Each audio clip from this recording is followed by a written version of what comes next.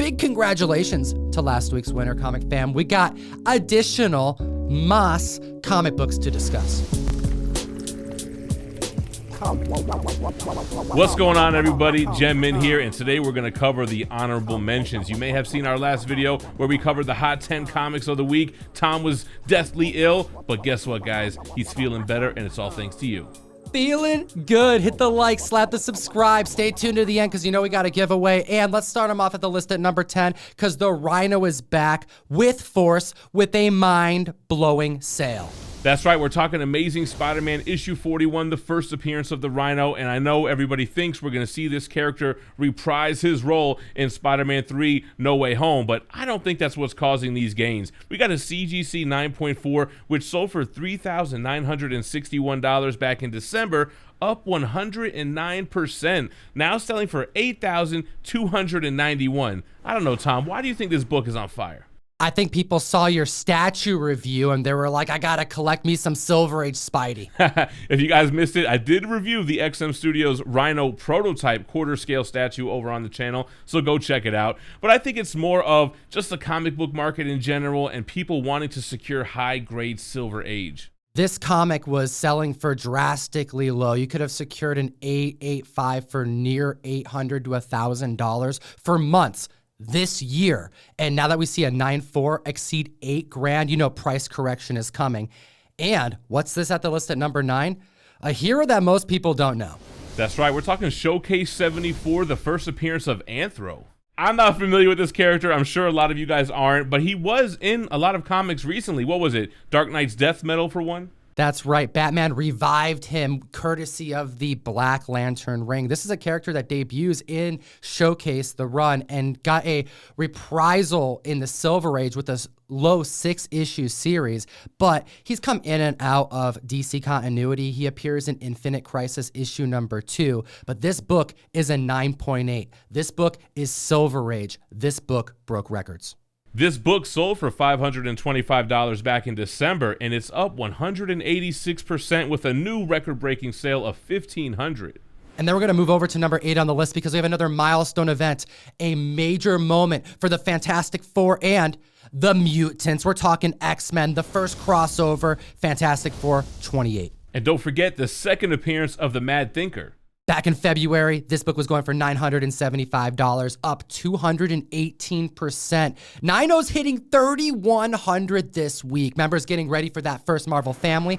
Members getting ready for the Mutants' inevitable introduction to the MCU. And continuing the DC love on this list, coming in at number 7, we have Wonder Woman issue 206, the third appearance of Nubia. This book has spiked up quick. We were looking at prices back in May 2020 hitting $216 for a CGC 9.4. That's up 224%, selling for an all-new high of $700 this week.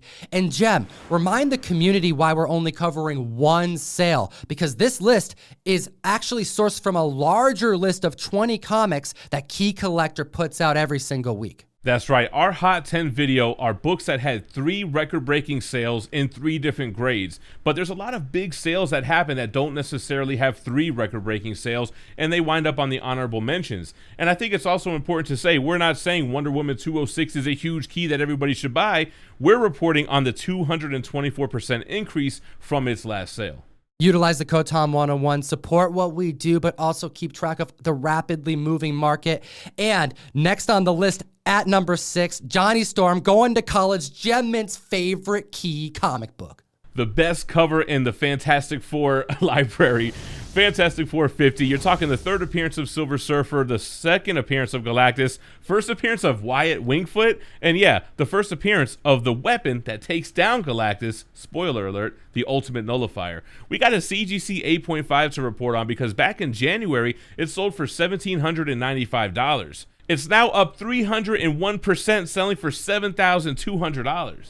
Yo, there's been a handful of members who've seen some particular comics see a little bit of a drop-off, even out, maybe even a little bit of a lull. But when you look at this book, up 300%, an 8.5 hitting $7,200. How does that make you feel, man? Because I feel like we're in Bizarro world. I feel like it's getting the respect it does deserve. It's part of the holy trinity of cosmic Marvel. Back in the day where you had issues that were just kind of a one-and-done story, you get this 3-issue arc.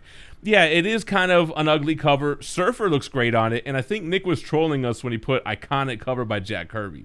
Next at the list at number 5, we have Giant Size X. Nope. Master of Kung Fu, issue number 3. Giant size, double stuff, extra thick, difficult to secure in high grade, and a 9.8 record breaker. The first appearance of Shadowstalker, one of Fu Manchu's favorite assassins. The first appearance of Clive Reston and Dr. Petrie, 3 of my favorite all-time characters. I'm just kidding. I have no idea who these characters are. I'm assuming they have something to do with the Shang-Chi movie. Maybe they're going to make an appearance. The reason why we're talking about it is because the CGC 9.8, which sold for $350 back in 2020, just sold for a record-breaking $1,500 for a 329% increase. No worries, Gem. Most people don't know these characters, but Clive Reston has been on spec radar. People suspect he's going to be one of the MI6 secret agents introduced in the upcoming Shang-Chi film. Considering a 9.8 hasn't come up since 2019, this was the way to get one. You had to be patient. The movie drops. People want to secure the highest of grades for a tough book. Now, at the list at number 4, we're talking a book that's been on our list before, Thor 148. That's right, we get the first appearance of The Wrecker, which leads into the She-Hulk show on Disney Plus with the Wrecking Crew, and we have a huge sale to report on. In 2012, a CGC 9.6 sold for $350. It's up 332% with its new record-breaking sale of $1,511. The Wrecker is the only one of the Wrecking Crew to debut in the Silver Age. Bulldozer, Piledriver, Thunderball, where you at? Members crossing their fingers and toes that they're going to appear in She-Hulk. Considering a 9.6 hasn't had a reported sale since 2012, these rumors are fairly new. In the last couple months, a 9.6 came to market and went to the moon. All right, guys, moving on to number 3 on the list. I feel like we haven't talked about this book since she first debuted at the end of The Falcon and the Winter Soldier. Maybe her showing up in the post-credit scene of Black Widow is what's causing this book to get some more attention. We're talking Strange Tales 159. I like how you gave me the name to say. We're talking the first appearance of Contessa Valentina Allegra de Fontaine. We have an 8.0 that hasn't seen a sale since December for $117, up 332%, selling for $506 this week. I also found it interesting that they decided to include Contessa Valentina Allegra de Fontaine at the end of Black Widow because that film was set to premiere prior to Falcon and Winter Soldier, but was delayed because of COVID. I am curious whether or not her appearance in the film, had it happened prior to the Disney Plus debut, would we see a different trajectory of this key comic book? I gotta know what the community thinks in the comment section below. It'll enter you to win a King in Black #1 Nick Klein variant. I kind of think it would have had the same impact, whether we would have got her in Black Widow or Falcon and Winter Soldier. I think both performances were great. We actually got a lot more of her out of Falcon and Winter Soldier, but yeah, I don't think it would have affected it too much. Anyway, enough about what I think. Let's move on to number 2 on the list. We're talking some Polaris. We're talking about Jim Steranko. We're talking about Uncanny X-Men issue 50. We're talking a classic cover. We're talking the logo that would be changed by this issue and remain to be the same to this very day. We're talking about 2 second appearances.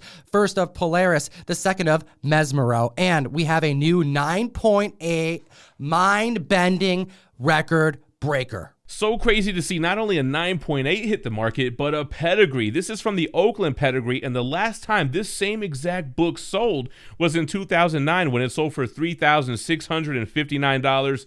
Well, like I always say, it's not 2009 anymore, and the new record-breaking sale is up 344% with a new price tag of $16,251. This collection debuted in the market in 1998, consisting of comics that date from between 1966 and 1974.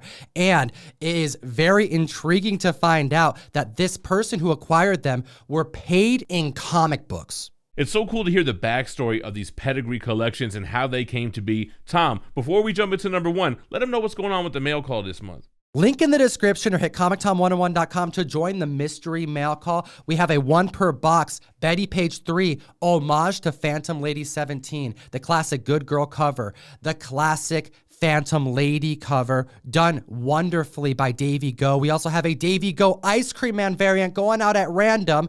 Link in the description. Support the show and let's chat about some mutant record breakers. That's right, guys. Just a few issues prior to the issue we just discussed with X-Men 50, we're talking X-Men 28, the first appearance of the Banshee. We have another pedigree that came to market, specifically the Twin Cities pedigree, and that's up 382% this week. A 9.2 hitting $478 back in 2011 when this comic last sold, up selling for $2,304 this week.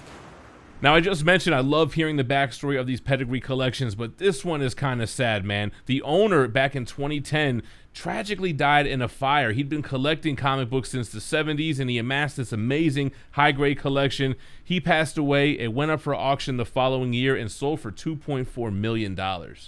So many comic books spiking this week. I have to hear from the community what you think about it in the comment section. Hit the subscribe, slap the like. You know we're going to be here for you next week, and as always, geek responsibly and stay minty fresh. Enough said. Comic fam, we got 2 other videos for you to check out. Catch up on the last Hot 10. We got a podcast. It's also available on Spotify, iTunes, Stitcher, and SoundCloud. Have a great week.